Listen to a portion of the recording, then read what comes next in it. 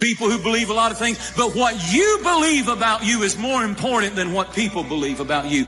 You need to grow, and the only way you're going to grow is when you listen and when you learn. Whenever I find myself in a place where I'm starting to feel overwhelmed, when I feel maxed out of my capacity, I always take that as a sign. I need to get some new advice, some new guidance. Where I'm going is not where I've been. I'm gaining ground. Come on, somebody. I'm gaining ground. What would your life be like if you decided to become courageous? You know, it takes courage to live. Most people go through life not allowing themselves to step out because they don't want to let go. They don't want to be moved. The courage to face life's whirling wind of contradictions. The courage to love yourself. Gone through the same process and evolved. You can't sit with somebody who's invested 30 years in and be respected as an equal when you got 3. There are some things only experience can teach you. And until you pay your dues, don't run with horses when you're tired from walking with men. Passion is the great energizer. You show me a person with passion, I'll show you a person with energy. You show me a person that lacks passion, I'll show you a person that lacks energy. It's a fact. Passion energizes people. So the question is very simple. What are you passionate about? When you wake up in the morning, do you wake up excited or do you just wake up? You see, it's that passion to do something, to be something, to change something, to make a difference. That's where the energy comes from. You got to surround yourself with people who have talents and skills, not just people who love you. I'm glad you love me, but loving me won't bring these fish in. I want to know, can you carry some weight? I'm talking about somebody who can carry the weight when the net is about to break. You are carrying so much weight and so much responsibility that you are at the breaking point. And you can't even tell anybody that you're at the breaking point because you have a Superman complex and you're trying to be there for everybody. But the reality is the weight of what you're doing is breaking your nets. Do you define yourself by your emotions? Do you define yourself by your status? Do you define yourself by your lowest point? Do you define yourself by your highest achievement? All of that is dangerous. Because the moment you start believing that you are what you do or you are what you went through, there's a bleeding on the inside that happens when your sense of self-worth flows from what you do and what you go through. It first starts with decision on your part. And may I add, well, you should decide. Why let worry continue to take money out of your pocket and bank account? Why let worry any longer keep you from becoming all you can be? Why let it rob you of better friendships, better family relations, better profits, better results? It's a burden you can get rid of. Why not be rid of those sinking, nagging feelings that all is not going to be well, that you can't do it, that it won't work out for the best? Worry is undue concern that takes up too much of your mental and emotional time.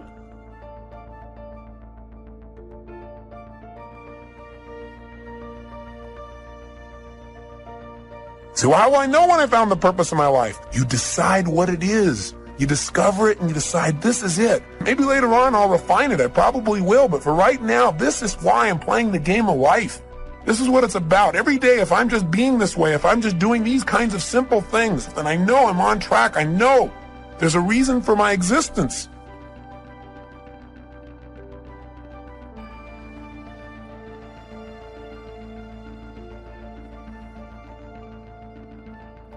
And so although you may believe it to be true about you, these doubts and negative thoughts you have, these were not your original thoughts.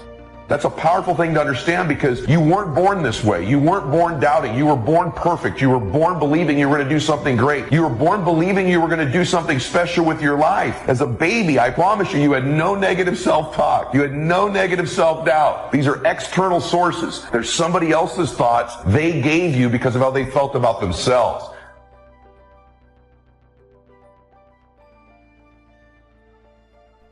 If you're offering words of wisdom to someone in the genuine attempt to help and they treat that with contempt, then shut up because you're demeaning your words by throwing them away. Self-confidence is self-trust. Self-confidence is building a reputation with yourself that you keep your word to you, that you keep the promises you make to you. Somebody with self-confidence has a reputation with themselves that I do the things I say I'm going to do. And so the cool thing is, self-confidence is an internal game. You do not need external accolades, external admiration in order to build self-confidence. You don't need any of those external forces. It's all done internally. You control this. And you control this by beginning today to keep the promises you make to yourself. It's not good enough just to keep the promises you make to yourself. You must acknowledge it when you do it to you to give yourself credit to create confidence momentum.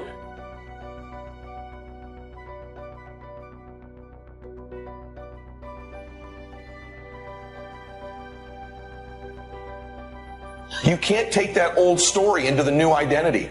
One of the things we have to do to create a new identity is to begin to tell a new story. What's your new story? Who are you now? What are you all about now? Where are you going now? What's this new version of you? If you don't know, you can drastically change your income, change your future, change your health, change your marriage, change everything. If you don't know that, some people then go year after year after year not making much change simply because they didn't get to the class. And if you just rock along, I'm telling you it's okay. Anybody? I know you told your friend you're not okay. And tell me what's wrong and why you never said you felt that way. And guess you're trying to stay strong and fake a smile until I look away. But I've known you too long, it hurts to watch your blue eyes fade to gray as you fade away, as you fade away. Yeah, I'm about to fade away, cause every time I wake up I feel like it's Monday. Something's going wrong with all the chemicals up in my brain. All of a sudden I don't look at anything the same way. Gotta build up of my thoughts sitting in an ashtray. I'm sorry that I'm so inconvenient, okay. Just let me be me and I'll stay out of your way. I can see the way you look at me, I'm such a disgrace. I never really asked to be brought into this place. You wanna love me? Well then baby I have a taste. All the highs and the lows, no, you'll never be the same. I don't really wanna hurt you, but I can't control the pain. You're sticking by my side, maybe we could be okay. Okay, maybe you could be the change I need today. I promise that I've never felt this way. I really hope that you will choose to stay through all the pain. I know you told your friend you're not okay. And tell me what's wrong and why you never said you felt that way. And guess you're trying to stay strong and fake a smile until I look away. But I've known you too long, it hurts to watch your blue eyes fade to gray as you fade away, as you fade away, as you fade away.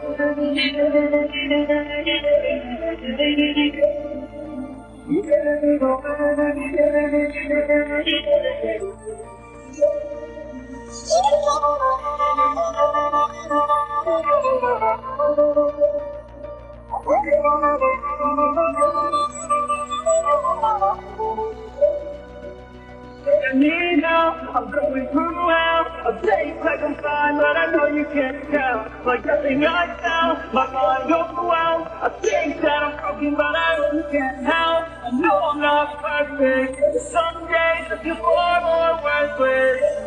Baby, you make me feel nervous. If I still have you, I have purpose. It's all worth it. I know you told your friend you're not okay. And tell me what's wrong and why you never said you felt that way. I guess you're trying to stay strong and fake a smile until I look away. But I've known you too long, it hurts to watch your blue eyes fade to gray as you fade away,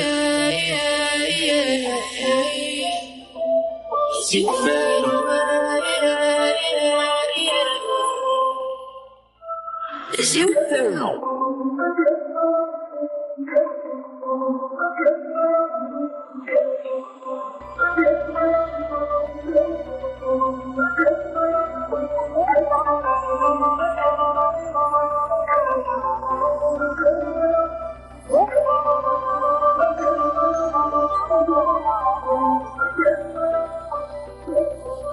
I know you told your friend you're not okay. And tell me what's wrong and why you never said you felt that way. And guess you're trying to stay strong and fake a smile until I look away. But I've known you too long, it hurts to watch your blue eyes fade to gray.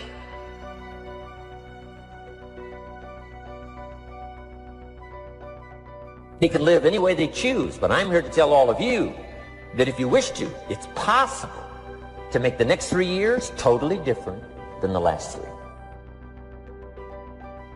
Change that. It's easy to blame the other person, but start taking ownership for where you are. Are you proud of how you have been living your life? Have you explored your natural talents, your gifts, by enthusiastically trying a variety of activities? So we must be like life itself. Respond to the people who deserve it by taking the first step. Even God himself says, if you move toward me, I'll move toward you. That's the condition. Now, learn to work with the people who deserve it, not the people who need it. Now, here's what's the next step. Teach people how to deserve your time. Ladies and gentlemen, a lot of us have so much talent and abilities, we just put them back on the back burner, just left them aside someplace. Never did anything with them, never brought them out here. What are you sitting on? What gifts are you sitting on? Have you resigned yourself to a life feeling that nothing can be done to change your future or your circumstances? Some people will not accept the new thing God puts in your heart. They're stuck in what was while God is telling you what is. It's new levels. It's greater influence. It's uncommon favor. Don't let the fear of what people are going to think keep you in your box. Your brain literally goes to work on finding the evidence to prove you right. And so that identity, you're constantly reinforcing it. If you believe a certain worth about yourself, that impacts the type of action you're willing to take. So if there's a goal you've got set, it doesn't matter what it is, pick a goal. To the extent that you believe it's consistent with your identity is to the extent that you will make an effort towards it. You don't know how strong you are until you have to be strong. Oh, anybody can have faith when you got a job, your marriage is working, you got money in the bank. Oh, you can have faith then. But faith not tested can't be trusted. Listen to me, listen to me. Desire discovers talent, right? If your why is deep enough, right? So something, you have a dream, you have something to do, and you know it's going to change your life. So what's the why? What's the reason you're doing it? Well, I'm doing this because of my kids. I want to be able to express myself in this universe, right? That's your why. So the why will take care of the how. So if you don't have the how, don't worry about it. Leave anyway. If you don't produce, you won't be happy. Here's number 2, good friend. The greatest support system in the world is good friends. You've got to work on that. Spirituality. If you are a believer, here's what you must do. Study, practice, and teach. Whatever's valuable to you, study, practice, and teach. The other thing is acknowledge your fears and then go into action. Anybody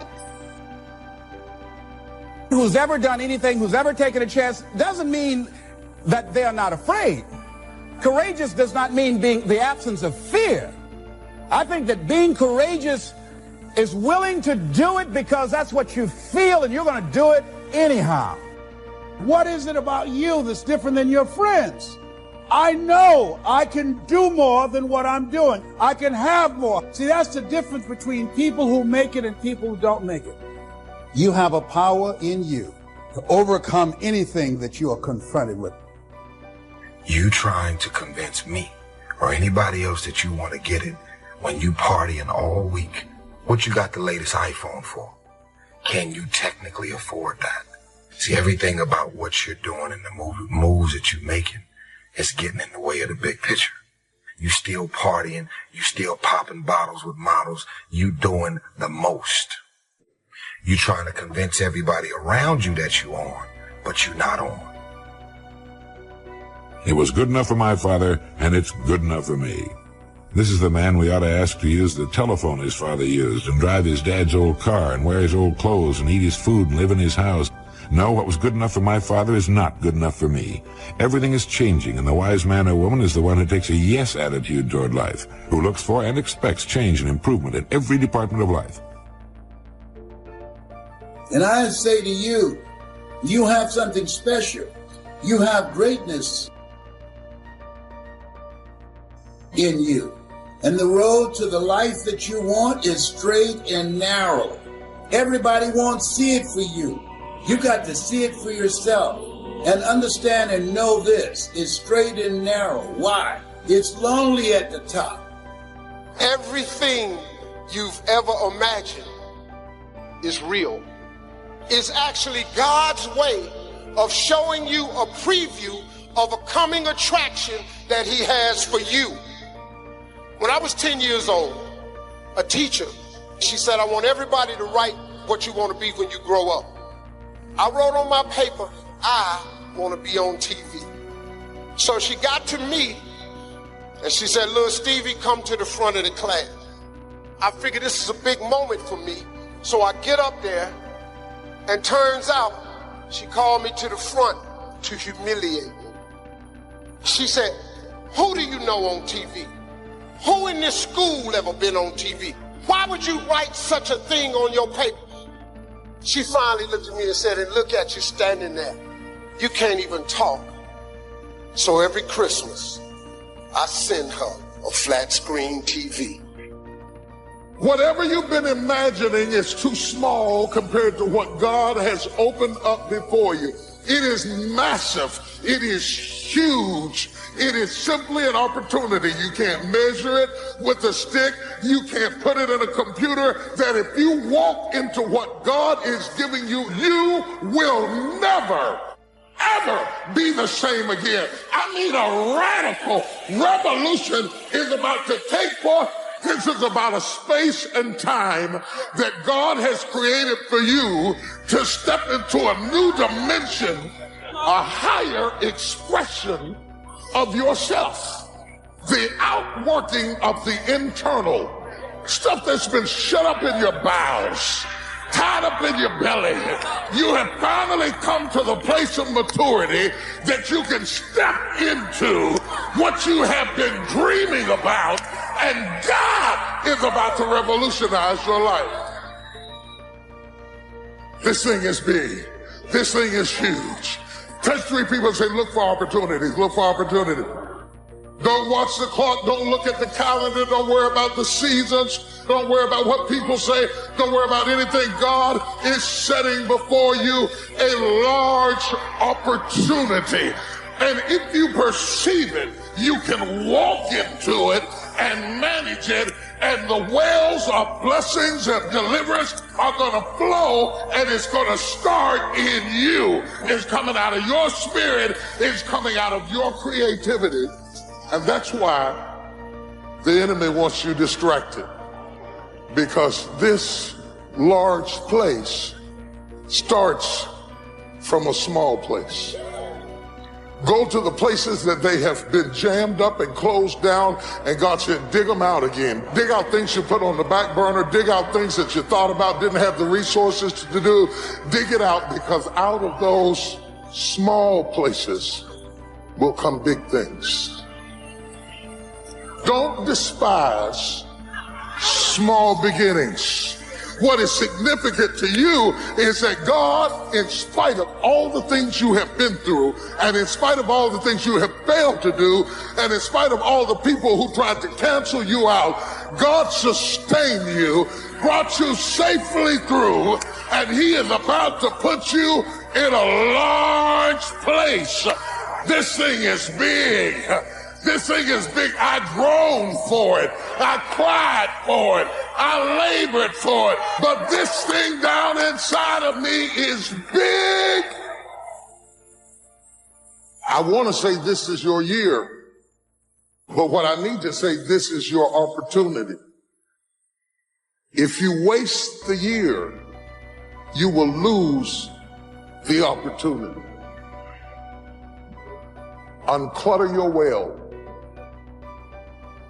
The person you're touching will die a bitter man or a bitter woman if they don't seize the opportunity of living their life to the fullest. It's easy to water down what God's promised us. Well, I don't like this job, but at least I'm employed. It's good enough. I was believing for a nice house, but I guess this apartment will do. I guess I'm at least okay. No, okay is not who you were created to be. If you're going to become all you were created to be, you have to keep a fire in your spirit. A resolve that says, I refuse to settle for less than what God's promised me. It may be taking longer than you thought.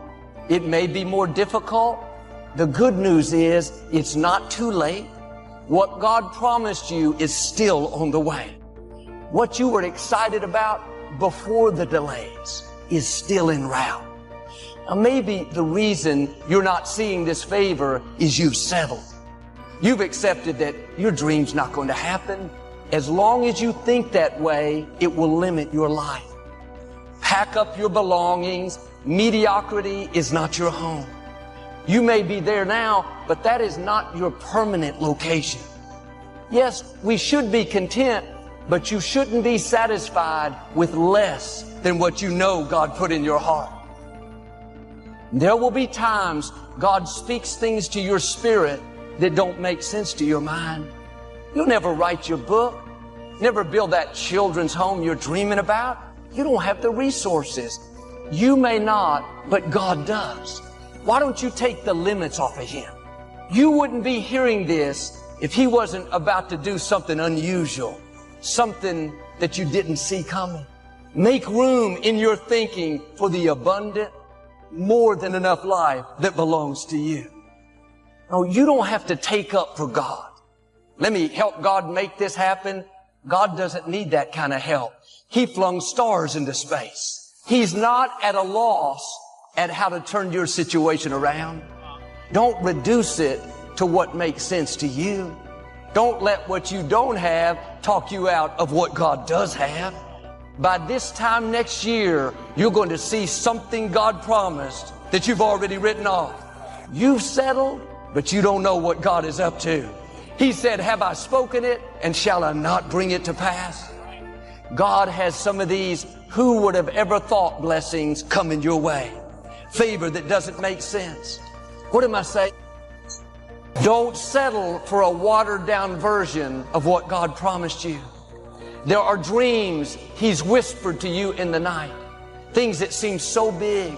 Me have overflow in my finances, have more than enough. Or me be healthy, in shape, energetic.